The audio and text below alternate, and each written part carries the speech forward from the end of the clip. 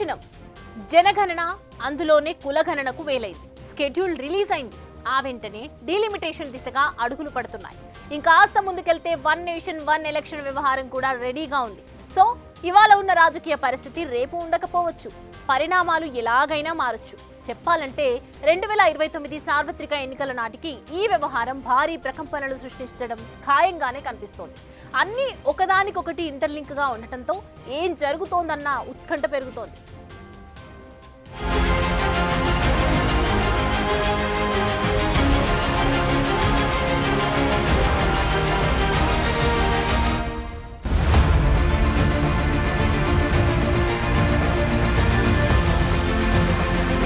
ప్రతి 10 ఏళ్లకోసారి జనగణన చేయాలి. ఆ వెంటే డీలిమిటేషన్ చేపట్టాలి. అంటే నియోజకవర్గాలను జనాభా ఆధారంగా పెంచాలి. ఇది మన దేశంలో రాజ్యాంగం చెప్పిన మాట. సో ఇప్పుడు ఆ ప్రక్రియకు రూట్ క్లియర్ అవుతోంది. 2021లో జనాభా లెక్కలు సేకరించాల్సి ఉన్న కరోనా కారణంగా వాయిదా పడి 2027కు షెడ్యూల్ అయింది. ఈసారి ఇంట్రెస్టింగ్ ఫ్యాక్టర్ ఏంటంటే జనగణనతో పాటే కులగణన కూడా చేయబోతోంది కేంద్రం. ప్రతిపక్షాలు, ముఖ్యంగా రాహుల్ గాంధీ కులగణన చేయాల్సిందే అని పెద్ద ఎత్తున డిమాండ్ చేయటం, ఈ విషయంలో వెనుకంజ ఎందుకన్న ఆలోచనతో మోదీ ప్రభుత్వం కులాల వారి లెక్కలు తీసేందుకు కూడా రెడీ అయింది. చాలా ఏళ్ల తర్వాత ఈ లెక్కలు తీస్తుండటంతో చాలా ఉత్కంఠ కూడా ఉంది. ఏ కులం వారి సంఖ్య ఎంతుంది, వారి కోసం ఎలాంటి కార్యక్రమాలు చేపట్టాలన్నది ఒక రోడ్ మ్యాప్ రానుంది. వీటికి తోడు డీలిమిటేషన్ కూడా ఉండడంతో పొలిటికల్ గా హైటెన్షన్ గా మారిపోయింది.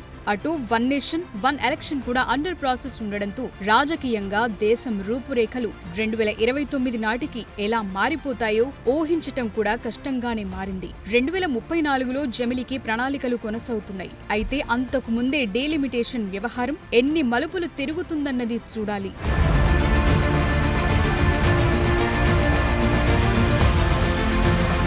16 ఏళ్ల తరువాత దేశంలో జనగణన జరుగుతోంది. చివరగా 2011లో జరిగాయి. ప్రతిసారి జనాభా లెక్కలు తీసేటప్పుడు ఎస్సీ, ఎస్టీల జనాభా ప్రత్యేకంగా లెక్కలు వెల్లడించేవారు. అయితే ఈసారి అన్ని కులాల వారి లెక్కలు తీయబోతున్నారు. కులగణనకు ఏప్రిల్ 30వ తేదీన జరిగిన రాజకీయ వ్యవహారాల కేబినెట్ కమిటీ ఆమోదం తెలిపింది. జనాభా లెక్కలతో పాటే జాతీయ జనాభా రిజిస్టర్ను అప్డేట్ చేస్తారా లేదా అనే విషయంలో స్పష్టత ప్రస్తుతానికైతే లేదు. 2020లో షెడ్యూల్ ఇచ్చినప్పుడు మాత్రం ఎన్పీఆర్ అప్డేట్ వెంటనే జరుగుతుందన్నది కేంద్రం.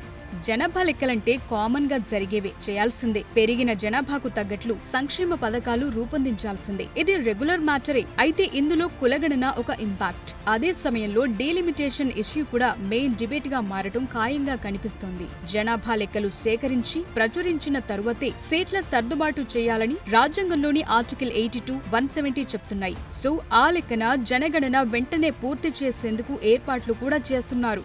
అసలు కథంతా డీలిమిటేషన్ దగ్గరే రాబోతోంది.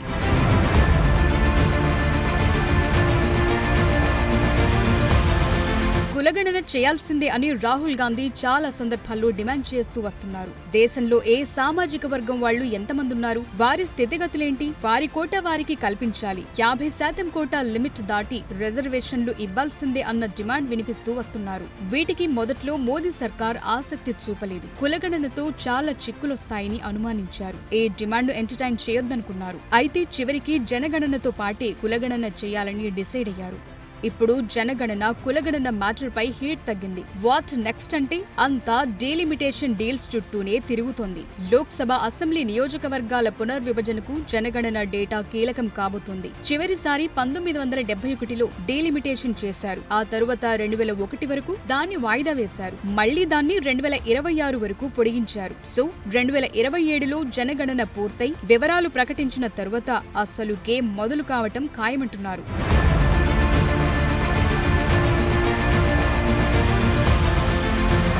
భారతదేశ జనాభా విపరీతంగా పెరిగిపోయింది. ఆ లెక్కన ఉత్తర భారతదేశంలో ఇంకింత ఎక్కువగా ఉండబోతోంది. అదే సమయంలో సౌత్ ఇండియాలో జనాభా నార్త్ కంటే తక్కువగానే ఉండబోతోంది. అంటే జనాభా ప్రకారం కొత్తగా సీట్లు పెరగబోతున్నాయి. అంటే పార్లమెంటులో నార్త్ డామినేషన్ పెరుగుతుందని, ఇది సమాఖ్య స్ఫూర్తికి విరుద్ధమని దక్షిణాది రాష్ట్రాలు నష్టపోతాయన్న వాదన పెరుగుతోంది. ఈ విషయంపై అన్ని రాజకీయ పార్టీలు చాలా జాగ్రత్తగా వ్యవహరిస్తున్నాయి. ఎలాంటి స్ట్రాటజీతో ముందుకెళ్లాలా అన్నది ఆలోచిస్తున్నాయి. అయితే తమిళనాడు సీఎం స్టాలిన్ ఈ విషయంలో పెద్ద స్టెప్ తీసుకున్నారు. ఇటీవలే దక్షిణాది రాష్ట్రాల సీఎంలు వివిధ పార్టీలతో చెన్నైలో మీటింగ్ పెట్టారు. 7 రాష్ట్రాల సీఎంలతో జేఏసీ కూడా ఏర్పాటు చేశారు.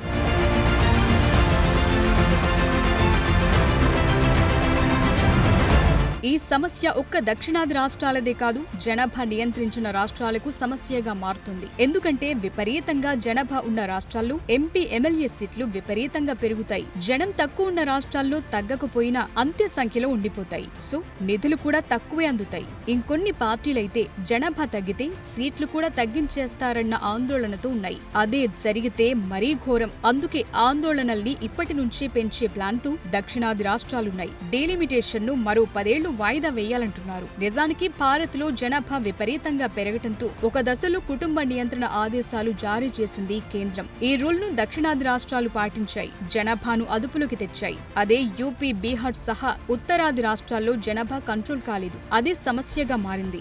జనాభా ఆధారిత పునర్విభజన వల్ల దక్షిణాది రాష్ట్రాలకు చట్టాల రూపకల్పనలో ప్రాతినిధ్యం తగ్గుతుందని స్టాలిన్ సహా ఇతర నాయకులు చెప్తున్న మాట. సొంత దేశంలోనే రాజకీయ అధికారాన్ని కోల్పోయిన వారిగా మిగిలిపోతామన్న ఆందోళన పెరుగుతోంది. మాటరేంటంటే నియోజకవర్గాల పునర్విభజన జరగాల్సింది. అయితే జనాభా ప్రాతిపదికన చేయొద్దన్నది అసలు డిమాండ్. న్యాయబద్ధంగా, పారదర్శకంగా డీలిమిటేషన్ చేయాలంటున్నారు. జనాభాకు అనుగుణంగా నియోజకవర్గాలు ఉండేలా చూడాలన్నది పాద సూత్రం. అందుకే కొత్త ఫార్ములా తీసుకురావాలంటున్నారు. కేంద్ర ప్రభుత్వం ఈ విషయంలో ముఖ్యంగా దక్షిణాది రాష్ట్రాలతో చర్చించాలన్న డిమాండ్లు పెరుగుతున్నాయి.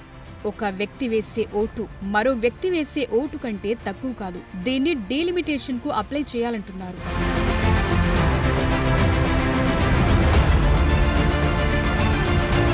1972 నాటి పునర్విభజన కమిషన్ లోక్సభ నియోజకవర్గాల సంఖ్యను 542గా నిర్ణయించింది. తరువాత సిక్కిం స్థానాన్ని కలిపి మొత్తం సీట్లను 543గా ఖరారు చేశారు. అదే ఇప్పటిదాకా కంటిన్యూ అవుతూ వస్తోంది. ఇప్పుడు డీలిమిటేషన్ జరిగితే ఎంపీ సీట్లు, అసెంబ్లీ స్థానాలు పెరుగుతాయి. అయితే అసెంబ్లీ స్థానాల విషయంలో ఎలాంటి సమస్య లేదు. కానీ దేశానికి ప్రాతినిధ్యం విషయంలోనే సమస్యలొస్తున్నాయి. ఇది జనగణన, కులగణన కంటే బిగ్ టాస్క్.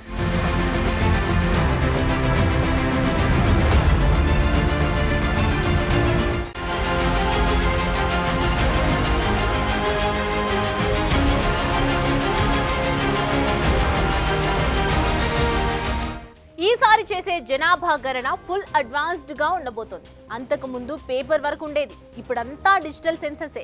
అది కూడా నెల రోజుల్లో కులగణన ముగించేలా ప్లాన్ చేస్తోంది కేంద్రం. 2 దశల్లో జనగణన చేయబోతున్నారు. ఈసారి చేపట్టేది 16వ జనాభా గణన. మొత్తం 36 ప్రశ్నలు అడిగే ఛాన్స్ కనిపిస్తోంది. వాటితోనే జనం సామాజిక, ఆర్థిక స్థితిగతులను అంచనా వేస్తారు. 2027లో చేసే జనాభా లెక్కల్లో అసలు ఎన్ని కోట్ల మంది ఉండే ఛాన్స్ ఉంది?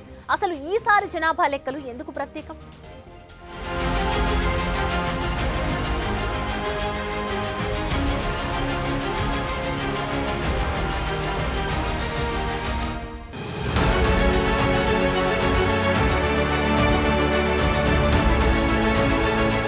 ఈసారి జనాభా లెక్కలు వెరీ స్పెషల్ గా మారబోతున్నాయి. ఎందుకంటే చాలా స్పెషాలిటీస్ ఉన్నాయి. మరి చాలా సవాళ్లకు చిక్కుముడులు వీడిపోనున్నాయి.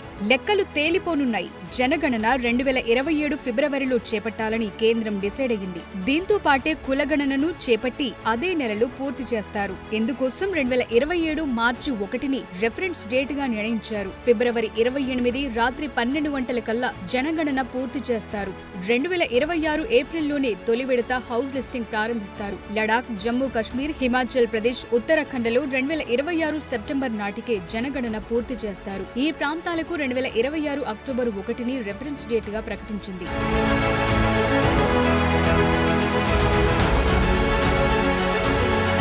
చివరిసారి 2011లో దేశ జనాభాను లెక్కించారు. మళ్లీ 2021లో జనగణన నిర్వహించాల్సి ఉండగా కరోనా కారణంగా వాయిదా పడింది. అప్పట్లో దానికి సంబంధించిన ప్రక్రియ 2020లోనే కేంద్రం ప్రారంభించింది. ఫస్ట్ ఫేజ్ 2020 ఏప్రిల్ సెప్టెంబర్లో, సెకండ్ ఫేజ్ 2021 ఫిబ్రవరిలో నిర్వహించేందుకు షెడ్యూల్ రెడీ చేసింది. కానీ కరోనా వ్యాపించడంతో వాయిదా పడింది. మళ్లీ 2027కు సాధ్యమవుతోంది. ఈసారి స్పెషల్ ఏంటంటే బ్రిటిషర్ల హయాంలో 1881 నుంచి 1931 వరకు కులగణన చేశారు. ఆ తరువాత 2011లో యూపీఏ హయాంలో సామాజిక, ఆర్థిక కులగణన జరిగింది. అయితే ఆ వివరాలు బయటకు రాలేదు.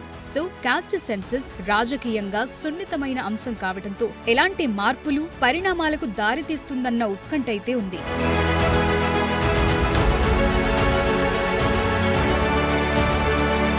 ఈ జనగణన పూర్తిగా డిజిటల్ రూపంలోనే చేస్తారు.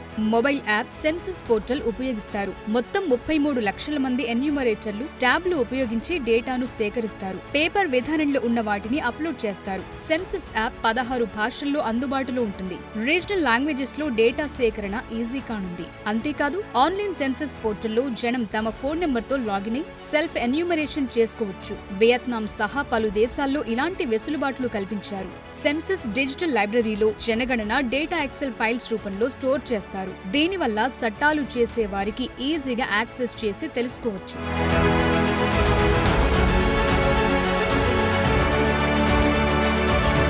జనం సామాజిక ఆర్థిక పరిస్థితులు తెలుసుకునేందుకు 36కు పైగా ప్రశ్నలు అడుగుతారంటున్నారు. ఇంటి నంబర్, ఇంటి తీరు, కుటుంబం, విద్య, ఉపాధి ఏంటన్న వంటి విషయాలు అడుగుతారు. 2027 జనగణనకు 13,000 కోట్లు ఖర్చవుతుందని అంచనా. 2021లో చేపట్టాలనుకున్న జనగణనకు 8,754 కోట్లు, ఎన్పీఆర్ అప్డేట్ కు 3,941 కోట్లు అవుతుందని ఆనాడు లెక్కలు వేశారు. అయితే జనగణన రిజిస్ట్రార్ జనరల్ కు కేంద్ర ప్రభుత్వం 2025-26 బడ్జెట్లో కేవలం 574 కోట్లే కేటాయించింది. 2027 కూడా లింక్ అవటంతో మరిన్ని నిధులు కేటాయించే అవకాశం ఉంది. 2011 జనాభా లెక్కల ప్రకారం దేశ జనాభా 121 కోట్లుగా తేలింది. ఇందులో 62.3 కోట్ల మంది పురుషులు, 58.6 కోట్ల మంది మహిళలున్నారు. ఇక 2020 జూలైలో జనగణన విభాగం రిలీజ్ చేసిన అంచనాల ప్రకారం 2027 నాటికి దేశ జనాభా 143 కోట్ల 64 లక్షలుగా ఉండే అవకాశం ఉందంటున్నారు. యూపీలో 24 కోట్లు,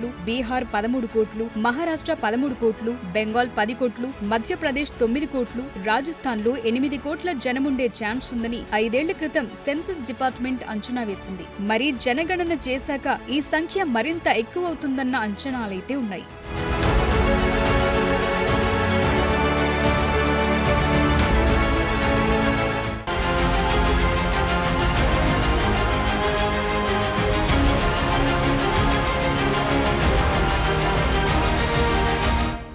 జనగణనలోనే కులగణన చేస్తుండడం ఈసారి స్పెషల్ అయితే అంతా డిజిటలైజేషన్లో జనాభా లెక్కలు నెల రోజుల్లోనే దేశవ్యాప్తంగా కంప్లీట్ చేయబోతున్నారు.